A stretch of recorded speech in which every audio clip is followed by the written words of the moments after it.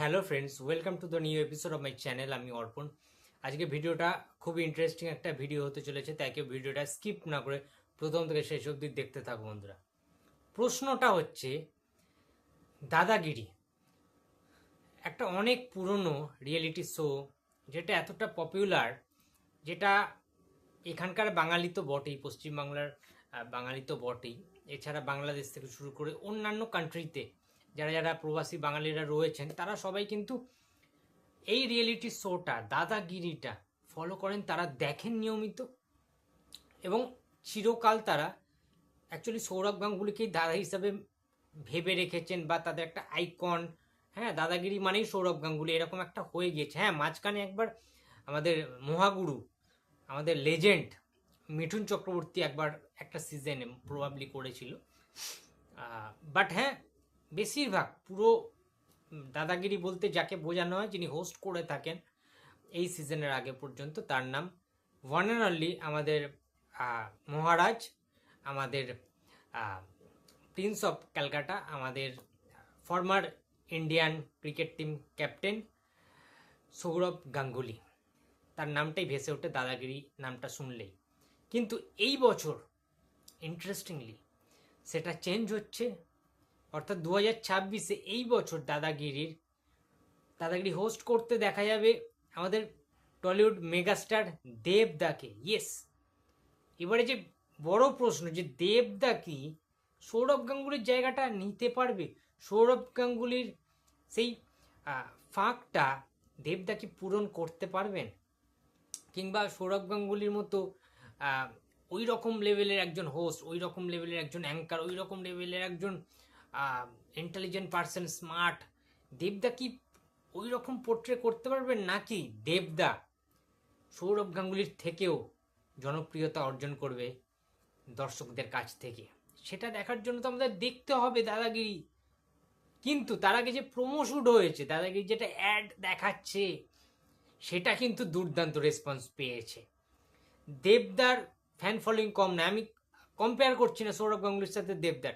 সৌরভ গাঙ্গুলি মানে আমাদের কান্ট্রির হয়ে বা আমাদের দেশকে রিপ্রেজেন্ট করেছে একটা টাইমে, ইন্ডিয়ার ক্যাপ্টেন ছিল, কিংবা সৌরভ গাঙ্গুলির ফ্যান ফলোয়ার্স প্রচুর, সেই তুলনায় হয়তো দেবদার কম। কিন্তু এটা মাথায় রাখতে হবে, দেবদাকে যারা বাংলা সিনেমার ক্ষেত্রে ফলো করেন বা দেবদার যারা ফ্যান্স, তারা কিন্তু দাদাগিরি নিয়মিত দেখবেন।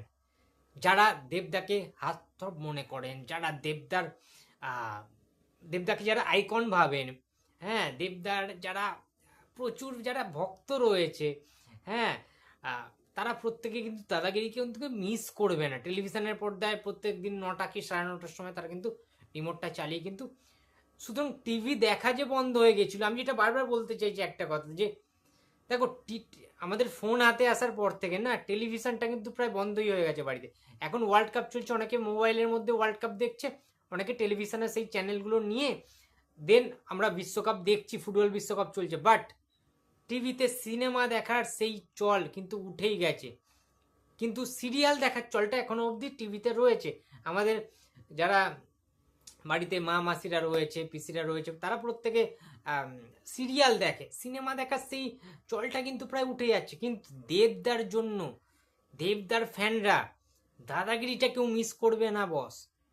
অর্থাৎ দাদাগিরির জন্য এই যারা দেবদার ইয়াং জেনারেশন, জেনজিদের কথাই বলছি, তারা তো সর্বদা ফোন নিয়ে থাকে, তারা অন্তত টিভিতে রিমোটটা টিপে দাদাগিরিতে দেখবে প্রত্যেক দিন, এটা নিয়ে কোনো সন্দেহ নেই। সুতরাং দাদাগিরি কিন্তু আমার মনে হচ্ছে সৌরভ গাঙ্গুলিকে টেক্কা দিতে পারবে কিনা দেবদা আমি জানি না, বাট টিআরপিতে যথেষ্ট লেভেলের কিন্তু একটা হাইপ ক্রিয়েট করেছে অলরেডি।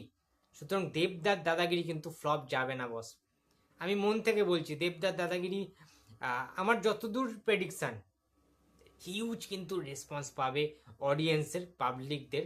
এবং দেবদা বিগত 5 বছরের মধ্যে যেভাবে দর্শকদেরকে আনন্দ দিয়েছেন, বিভিন্ন জনরার ছবি বানিয়ে, সেটা ফ্যামিলি ড্রামা হোক, মাস অডিয়েন্সের জন্য খাদান হোক, প্রজাপতি, সাহাজবাতি, ঠিক আছে, বা বাঘা যতীন একটু অন্য টাইপের, সৃজিত মুখার্জির সাথে টেক্কা মুভির তার একটা অন্য ঘরানাতে তাকে দেখা গিয়েছে। সুতরাং দেবদা কিন্তু প্রত্যেকটা অডিয়েন্সকে গেটার করার চেষ্টা করছে, প্রত্যেকটা অডিয়েন্সের জন্য আলাদা আলাদা মানের আলাদা আলাদা ধরনের সিনেমা তৈরি করেছে। সুতরাং এবং সাংসদ দেব, এমএলএ দেবকে তো আমরা সবাই জানি যে সব কিছুর দিক থেকে আমি বলবো দেবদার একটা আলাদা অডিয়েন্স তৈরি আছে অলরেডি, তৈরি করতে হবে না নতুন করে। কারণ দেবদা এখন নতুন কোনো নায়ক নয়, রাইজিং স্টার নয় দেবদা, দেবদা এখন এস্টাবলিশ মেগা স্টার। সুতরাং টিআরপি নিয়ে কোনো সমস্যা হবে বলে আমার মনে হয় না অ্যাকচুয়ালি। প্লাস দেশু সেভেনের তো হাইপ রয়েছে, তোমরা জানো সিনেমার নামই এখনো ঠিক হয়নি, হয়তো বা দেশু সেভেনই নাম থাকবে। সিনেমাটার এতটা হাইপ, একটা মোশন পোস্টার এসছে, সেই পোস্টারটা তো মানে পাগলা লেভেলের ভাইরাল হয়েছে, সেটার গানটাও তুমুলভাবে ভাইরাল হয়েছে। দেশু সেভেনকে নিয়ে লোকে অন্যান্য পোস্টারও বানাচ্ছে, তার মানে কতটা হাইপ, ঠিক আছে, আলাদা লেভেলের হাইপ কিন্তু রয়েছে।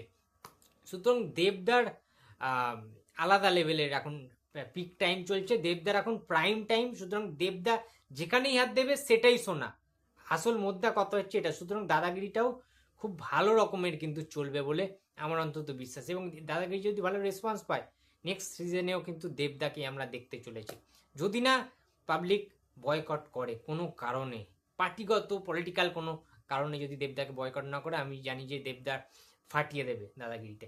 সুতরাং বন্ধুরা, এটাই আমার বক্তব্য ছিল দাদাগিরির ব্যাপারটা নিয়ে। দেবদা যেহেতু হোস্ট করতে চলেছেন ফার্স্ট টাইম অফিসিয়াল, তো দেখা যাক কি হয়। তোমাদের বক্তব্যটা অবশ্যই কমেন্ট বক্সে জানিয়ে দিও। তো ভিডিওটা ভালো লাগলে লাইক করো, কমেন্ট করো, শেয়ার করতে ভুলো না। যদি চ্যানেলে নতুন হয়ে থাকে তো প্লিজ সাবস্ক্রাইব মাই চ্যানেল। দেখা হচ্ছে পরের কোনো ভিডিওতে, তো টাটা।